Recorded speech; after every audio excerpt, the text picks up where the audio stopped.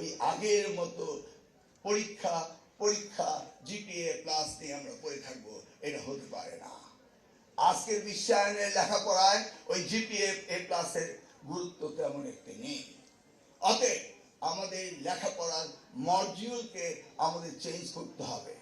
তোমাদেরকে এমন শিক্ষা নিয়ে যেতে হবে যেখানে উন্নত বিশ্বে প্রজেক্টের মধ্য দিয়ে ছোট শিশু থেকে বড় পর্যন্ত লেখাপড়া শেখানো হয়।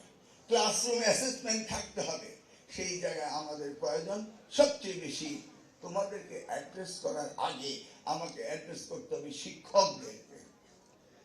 শিক্ষকদেরকে অ্যাড্রেস করতে হবে কিভাবে তোমাদেরকে ক্লাসরুমে পড়াশোনা করাবে। সারা বছর বসে থাকবো, বছর শেষে শুধু পরীক্ষা দেবো, এটাই লেখাপড়া নয়। প্রতিদিনের ক্লাসরুমে সঠিকভাবে লেখাপড়া করাতে হবে এবং মূল্যায়িত করতে হবে তোমাদেরকে। তোমরা তাদের সাথে ঠিক মতো এগোতে